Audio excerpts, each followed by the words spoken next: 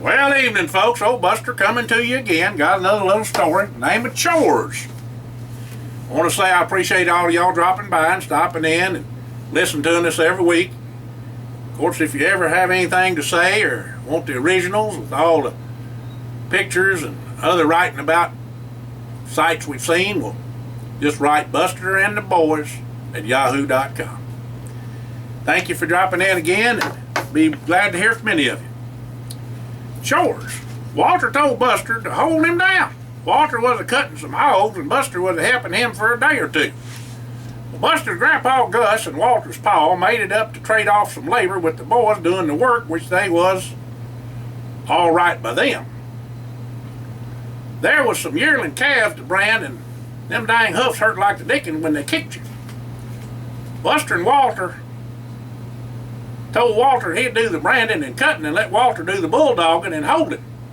You know Walter, he just laughed and kept on a-grinning whilst Buster got kicked again. Well, Walter hollered to Buster to not let him get away, and it tweren't going to hurt no too long, especially when he quit a-kicking him. Well, on towards evening, Buster and Walter was a-loading a pretty rough old bull. He was half Brahma and half Santa Gertrudis and meaner than all get out. Some hands and Walter herded that bull about halfway into a trailer when one of them boys put the cattle prod to him. That old bull just wasn't going to load, and the feller figured he'd juice him up a mite. Well, Buster was a-minding the gate to the trailer and was a-standing twixt the gate and a cross-tie corner post when the hired hand went to hit the bull with the prod. Just as he was going to poke him in the hindquarters, he stumbled and poked the bull in his and privates instead. Well, now, that old bull went plumb ballistic, I tell you. He started a-swinging his and hayed left and right and stepped down hard on the end of the trailer. When he did, it tipped the trailer to the left and trapped Buster twixt the trailer and the cross-tie. Well, every time that bull tossed his and hayed, them horns of his'n was passed by Buster's belly where he could feel the air as them horns went by.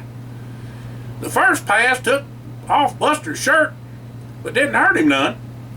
Each pass Buster had to suck in his and belly to keep from getting gored. Finally, Walter prodded the bull on into the trailer, and Buster shut the gate. Walter seed what was a-happening and knowed he had to do something real fast or Buster was going to get his and self hurt real bad. His and quick thinking sure enough did the trick and saved Buster a passel of misery, I tell you. Got me warm in here. Well, they got the bull to load and on in the trailer and took it to the sale. And when they got him in there, it took the pressure off of Buster and let him get loose. Well, Buster told Walter he was sure glad he ain't had supper yet, cause he surely would have been in a pickle if his belly was pushed out any further. They got the trailer pulled out, and when they did, they had to move another bull of Walter's into the pen. He was a full Brahma that they had called Buffalo. Old Buffalo was pretty gentle most of the time, and you could lead him around by just feeding him nuggets out of your hand or dropping them on the ground. But Buffalo and that other old bull that they just loaded had been a-fighting for a spell over the cows, and Buffalo was a mite fractious over that. Well, when they let old Buffalo into the pen, he went straight for the trailer. One what was carrying that half-breed he had been a-fighting. Buffalo was a-bellering something fierce and a-pawing and a-snorting. Now, old Buffalo had a rack on him, and he just wasn't going to be denied to get to that other bull. Trailer or no trailer. Buffalo got his and horns underneath a cross-tie rail and snapped her like a twig. His and old Nate corded up, and you could just see the power in him as he come up from under that tie. Bull was some kind of stout, I tell you. Walter hollered to one of the hands pulling the trailer to take it on out to the barn and away from the holding pens. Of course, Buffalo was out by then, and Walter just took some nuggets, and Buffalo followed him back on into the pen. After that other bull was gone, old Buffalo settled down and didn't give no more trouble. Walter said his and Pa was going to sell that half-breed bull up at the auction and reckoned he was bound for hamburger. Well, Buster told Walter he'd be glad when they got over to their place. You see, folks traded out and helped each other when they needed a hand when they was short-handed. Well, Buster had to cut and haul wood out of the 7 acres next to Indian Bayou that was mostly slash. They had to do that before the weather broke bad and had to leave it. Well, Buster stayed the night with Walter, and they got up early the next morning hoping to finish up before nightfall. Harvest was a-coming on, and winter wasn't going to be long a-coming neither. There was some hay that had seasoned, and it had to be moved from the lower 40 to the barn. Just before finishing up breakfast, Walter's ma looked out the window and told the boys to look what was a-coming. Danged if it wasn't Hired and Jesse. When they got to the house, Miss Ollinger told Jesse and Hired to sit, and she fetched them some coffee and 2 slabs of apple pie she'd baked. Then she asked if they wanted breakfast. Well, Hired said sure enough, but Jesse didn't get time to say nothing before she said, "Jesse Darrell McBrayer, I don't want to hear no back talk from you. You're going to eat in my house. I knowed your ma took you to the doctor 'cause she felt you was poorly, and you were telling old Doc Harris she wouldn't feed you none. Your ma is plumb word sick over you, and so you is going to eat this here breakfast I'm a-fixin', and ain't going to be no bones about it neither. I'm going to sit right here till you eat every bite of it too." Well, her word was law, and that was exactly what was done. Jesse had some biscuits and gravy and pan-fried taters and some scrambled eggs and slab bacon and a glass of cold milk to boot. 'Cause everybody knowed that Jesse's ma would feed him now. They ain't know what to think about her not feeding him. Well, the boy was full in a tick. He told all the other boys that he just didn't know if he could help with the hay or not, just might have to take a nap first. Well, all 4 of them made it on out to the lower 40 to haul the hay into the barn along with Mr. Ollinger. Hired and Jesse's paws knowed Mr. Ollinger was short-handed and sent him over to help. You see, in country schools, you was always let out of school for planting, harvesting, and deer hunting season. Well, Jesse and Hired had chores sure enough, but nothing like Walter and Buster because of their farming and all. Plus, Jesse and Hired made up for all of them to do something over the weekend. That's why they wanted to help get their chores done faster so they had some time to themselves. Well, Jesse drove the truck and Hired drove the tractor whilst Buster done the bucking up of the hay bales to Walter. Walter stacked them, and it wasn't long till they had a load to go to the barn. With all 4 of them working at a steady pace, the work in the field was done before dinner. When they got back to the barn, they used a conveyor to move the hay bales to the loft. Buster put the bales on the conveyor, and Jesse brought the bales to Buster, and Walter and Hired stacked them on the loft. They all was right proud Walter's pa had borrowed extra trailers so they didn't have to load and unload each time. Well, supper was still a ways off since they done loading and unloading so quick. So they figured to shoot them some marbles. Well, Hired had some steelies he got from some barons in his and Paul's shop. Them ball bearings made for real good shooting and had some different sizes too. Well, after a few games, Walter's 2 sisters, Mary Gale and Carla May, come up to him and asked if they had time to help him for a bit. Well, the Ollingers had right smart of a truck patch, not only for their own use, to feed the family, but to sell off for extra cash, and also to give to the church and old folks home there in town. The boys all lent a hand and got it done so the gals could carry the donation to the town. Both the gals had other things on their mind like Gary Ashland and Barry Brown. Them boys been hankering after them gals for a spell. Walter told his and sisters he wasn't much for them boys coming around and just might punch them in the nose. If an Ike and Melvin was around, they'd sure enough help and be glad to. Not that them 2 was really disliked so much by Walter and his brothers, but it was just the idea they was a sparking their sisters. Well, anyway, it got on to supper, and all the boys ate with Walter's folks, and Mrs. Ollinger put a heck of a dadgum feed on, and the evil eye on Jesse. Said she wasn't going to let Sarah McBrayer say her boy wasn't fed at her house, no sirree. You see, all the boys' maws quilted together and played bunco too, every week taking turns at each other's house. Also, it just wasn't polite not to eat and at least drink something when you went to see folks. Plumb disrespected them. Of course, all them ladies went to prayer meeting too. Before Buster, Hired, and Jesse left, they made up to meet at Buster's the next day to cut and haul wood. After that, they was going to paint Jesse's grandpa's barn.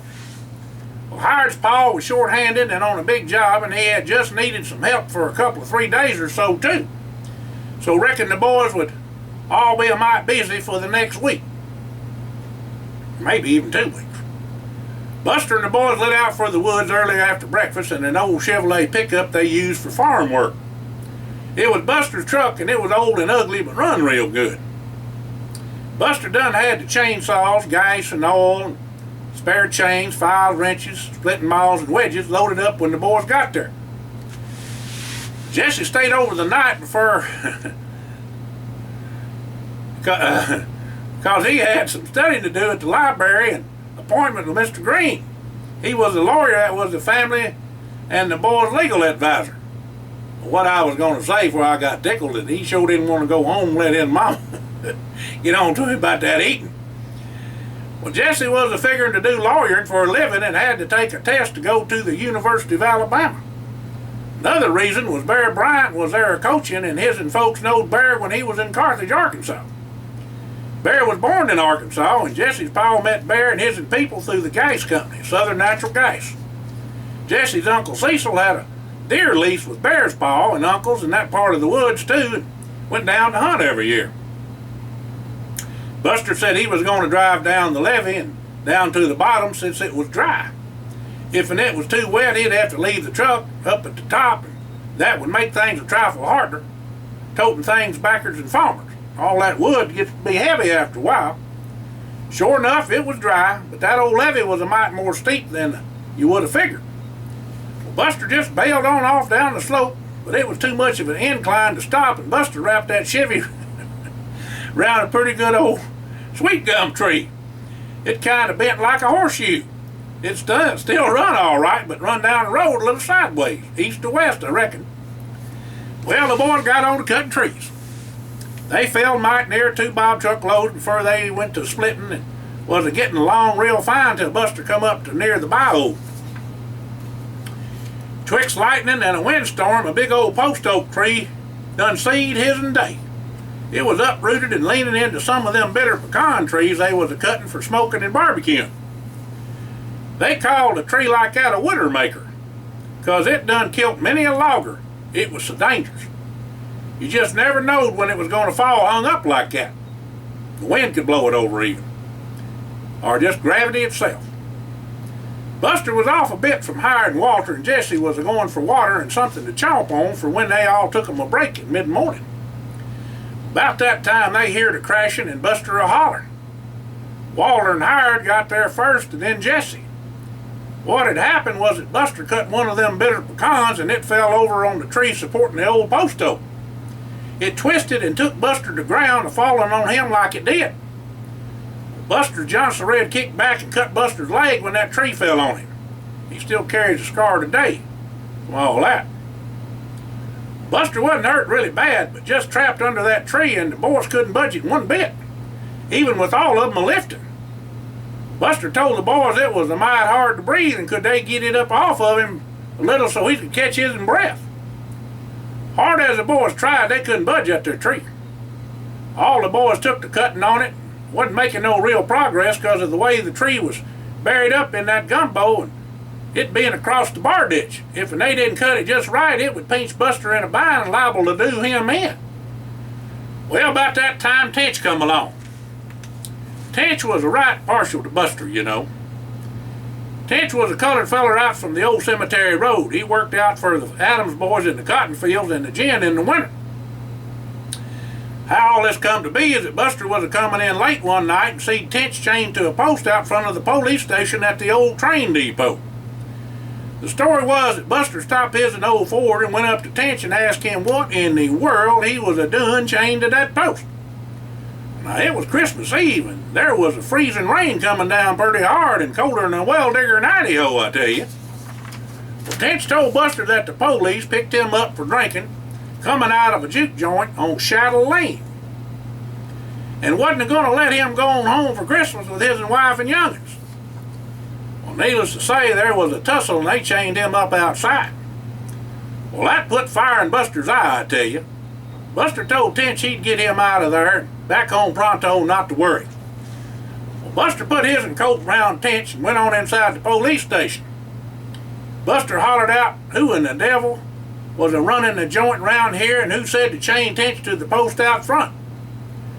Well, some snotty-nosed ne'er-do-well that didn't know nothing about being a lawman piped up and says he done it. "Well, you better turn him loose," Buster said to the officer. He said he wasn't going to do it. The Buster said he sure enough was, what Buster told him. The police chief was called in, and Buster gave him what for, allowing Tench to be chained up like he's a dog. The chief said they put handcuffs on Tench, and he broke them, snapped them like they weren't nothing, like a twig. He was strong as an ox, he said. The chief said Tench done whooped up on all his officers and took all of them on, and it took all of them to hog time. Well, he throwed one plumb through the window. They didn't have no place for him, and him being mean as he was chained outside to teach him a lesson. Well, Buster said to turn him loose, and he'd be responsible for him, and if they didn't, he was going to call Grandpa Gus, and they would all just see what would happen. The chief sure didn't want none of that, since the mayor and Mr. Bill Foster, he was the senior hook and bull of the Arkansas House of Representatives, was their neighbor and friend. The chief brung Tench into the station, and Buster asked Tench for his word that he'd come back after Christmas, they'd settle all this mess. Tench said he'd give his word he would. He just wanted to go home to his family is all. Well, let me tell you about that. The rest of the story was this young officer, I don't know how he ever got to be a police, but Tench had been in there, and I think he had a beer or two, and he wasn't going to stay, but he come out, and he just figured he'd get him. Well, he picked on the wrong guy. Tench don't lie, and he wasn't drunk, and he told Buster that. And Grandpa Gus come up there, he said, "Listen here, bud, either you gonna turn him loose or me and you fixing to tangle. You gonna turn the man loose, he'll be here. Don't worry about it." Anyway, I just wanted you to know that. Tench wasn't that kind. But back in them days, some folks had it in for colored folks. Anyway, ever since then, Buster was a stepping in high cotton as far as Tench was concerned. Ain't nobody gonna trifle with Buster if he had anything to do with it.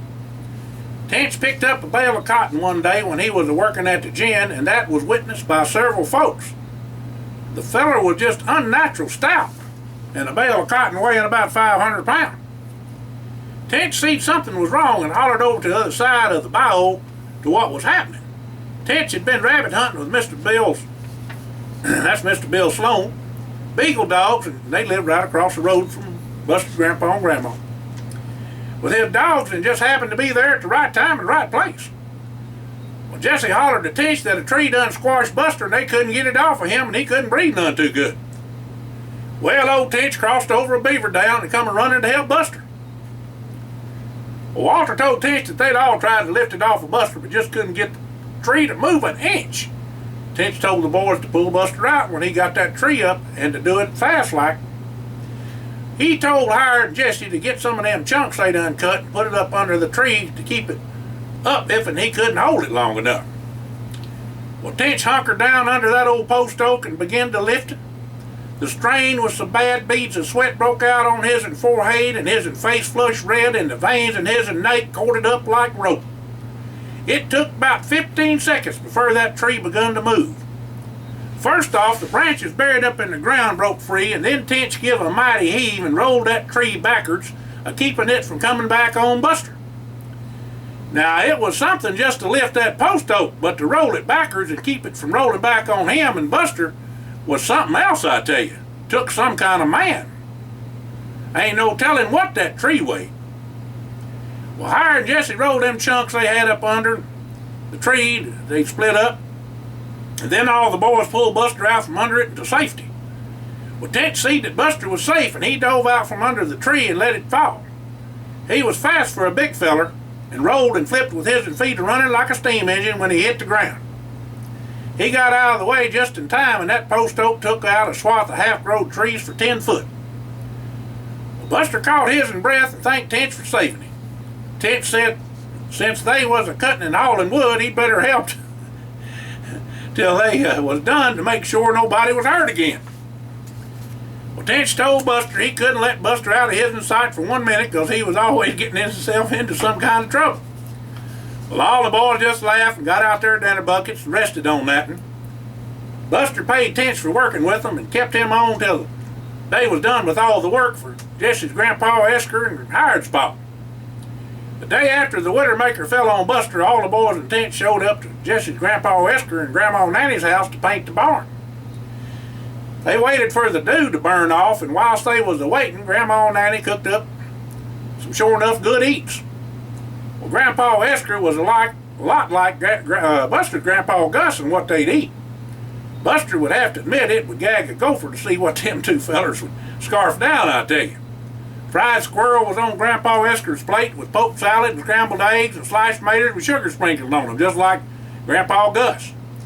He even had a bowl of rice with milk and sugar too, and a pot full of coffee that put Chicory to shame.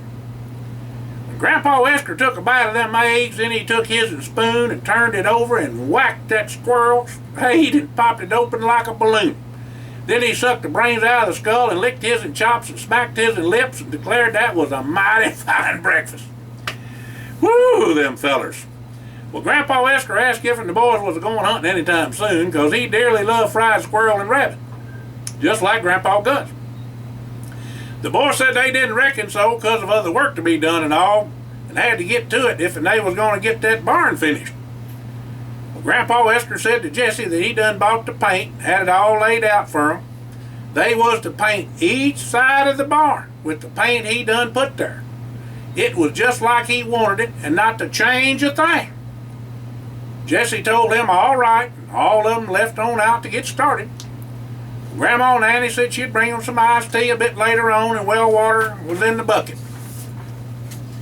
That old barn didn't need no scraping at all, since it was bare as a cue ball. They all got to painting and layout. Grandpa Esker drawed it out, just like painting by the numbers. Well, they painted till dark for the next 2.5 days and then stood back and looked at their work. It was sure a sight to see, I'm telling you. Never the like in this here county, the boys said. It drawed folks from all around to see that barn. They come from everywhere. Heck, fire, it had its picture took and put on the newspaper, and the radio was a-telling all about it, and the TV folks even come out and talked about Grandpa Esker's barn. The TV reporter asked him why he painted that barn such colors, and there was a passel of them. Nobody could figure out what that painting was supposed to be, or what it meant to anybody, or what. Grandpa Esker told him it was his business, and that was that. Well, the whole county was a-talking, trying to figure out what them colors meant and why he done it.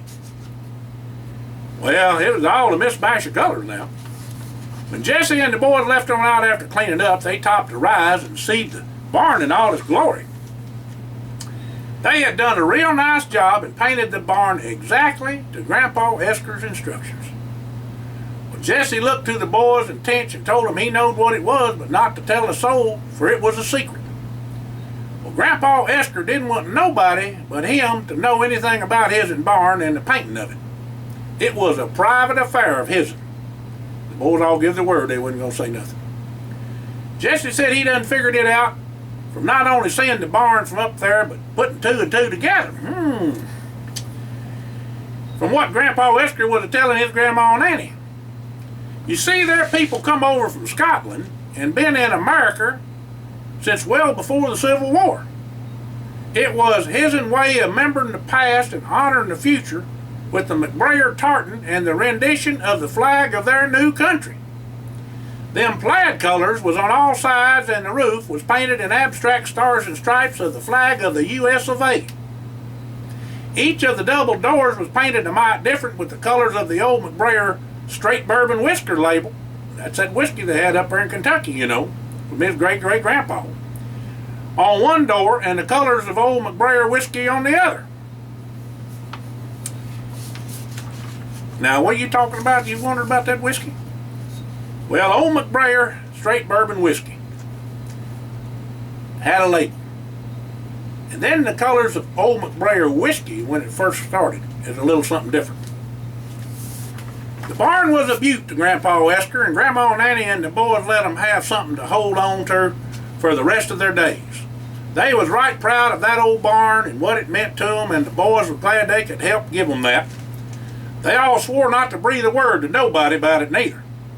After all the hullabaloo blowed over, it come a right nice gentle rain and done something mighty interesting to that barn of Jesse's grandparents. All that paint faded in together and turned that old barn to the color of a sunrise on the east side and the color of a sunset on the west. The north and south sides looked like the colors of summer and fall. The barn then faded to a pastel but cheery burnt orange and stayed that way for several months till it all just faded away. Folks are still talking about that barn of Esker McBrayer's to this day. Well, Big Jim Holmes, that's Hired's Paul, was fit to be tied when Hired and the boys got down to the job site. Equipment was broke down and they was behind schedule. This was the biggest job he'd ever had, and if he didn't perform, he'd be plumb out of business. It was a gamble, but if he completed it, it'd be well worth the chance he took. The boys all got to work at doing various jobs where they was needed, and all was going real well for them, but not the other fellers working there. They was trying to get a pipe in the ground that had to be 5 foot across if it was an inch, and just couldn't make no headway. Well, Mr. Holmes had to rework the installation twice, and it couldn't go no further till it was completed. The whole job seemed to be an accident just waiting to happen. Something was always going haywire, even down to going in the wrong direction with a load of pipe for the job. Well, after watching all the doings for 2 days, Hire said to the boys if they would meet up with him the next morning at the job site. He had something to show them. Seeing as how it was a day off for the crew, there weren't nobody around. Well, Hire told the boys he had him an idea about the pipe, and if they were willing to help him, he reckoned they could get that pipe across the cut in the road and covered up by nightfall. Well, Hire went to explaining his idea, and they all allowed it might just work and get this best of Mr. Holmes was in over and done with. Explaining how this was to be done would take a heap more time than they had, so Hire told them to watch what he was a-doing. So Hire demonstrated the procedure with some props he put together and showed them how he thought his idea would work, but it would definitely have to be done with the right timing. Then Hire showed what he made and how it would work, and Walter said he'd be hornswoggled for sure if it didn't work. That was a right smart idea, he told Hire, and his welding was real good too. The gizmo that Hire done come up with was like a stick on a piece of string. If when you poked it into a bottle and let it open up, it would reach across the opening of the bottle and you could lift it or pull it, whatever you wanted to do and anywhere. When you was done putting it there where you wanted it, it just turned loose and the string and it fell down out of the way and wasn't going to be a bother neither. Well, Hired had the gizmo welded up for sure, where it was weighted on one end, and when you released the tension, it would go to a vertical instead of a horizontal, and you could pull out the gizmo and reuse it again. Heck of an idea it was. Well, old Hired was grinning from ear to ear, but the proof was in the pudding, as they say, so they got to seeing if it would really work. Hired called it a puller, and had a big old log chain welded to it so the dozer could pull it and it wouldn't break. Well, Hire told Tension Buster it would take the both of them to position the puller, and then he could pull it up tight, and they could put the pipe in position and just keep adding on the pipe, and before long you'd have the pipe installed across the cut in the road. Well, danged if and that puller didn't work like a charm. In fact, the boys got to where they could pull upwards of 3 lengths of pipe a time if they'd use 2 dozers pulling the same together at the same time. Walter did a mite of a touch-up welding on the puller to reinforce the stress points to keep it from breaking due to the extra weight they was pulling with 2 dozers. They got so good at installing that 60-inch pipe that when it come on to quitting time, they only liked 7 more sections to be done with the whole job. Well, all the boys voted to work on into the night and sent Jesse for some sandwiches and sodas and coffee whilst they kept working. They done it in 3 more pulls and finished off covering the pipe in 3 hours' time. At the morning meeting of the crew and supervisors, there was a stir for sure. Mr. Holmes seemed Hired, and the boys were grinning and waiting for him when he got there to the job site. He was downright speechless, I tell you, when he seen what all took place. He was asking everybody who done it and how they done it, and nobody had a clue till Walter up and tells Mr. Holmes that Hire done put the pipe in and covered it up and used this invention, what they called the puller. Well, sir, it come to pass that the job was completed in record time, even with all the previous delays, and Mr. Holmes even got a bonus for getting done early. The pipe manufacturers and companies that installed the pipe had Mr. Holmes up for speaking at their annual meeting to talk on how all it was done. Well, Mr. Holmes give all the credit to Hired and the boys for getting the pipe in, and Hired's invention what made it possible. There was respect earned from that job, I tell you, and Hired told his and Pa that he didn't want no money for his invention if it helped folks. Well, Mr. Holmes was right proud of Hired and the boys too, and told the boys folks that one night at supper when they was all invited over to the house. The boys got their time off to enjoy themselves, and Mr. Holmes give Tench a permanent job after that, and Tench stayed with Mr. Holmes till he died. Tench only had the one good eye, but he didn't miss much. He was loyal to Buster and right special to the boys and their folks too. He was always included in family get-togethers with his wife and young'uns and was welcome any time. Tench come sometimes, but he had his own people as well as his wife's and went there mostly.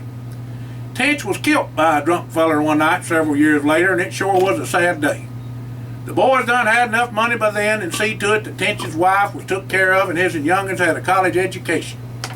Tench's family was good people, and they deserved a chance in life like the opportunities that the boys and their families was blessed with.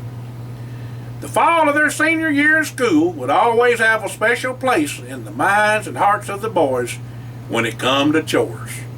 Y'all have a blessed day. Remember them old boys, would you? And how to live your life with 2 words: do it right.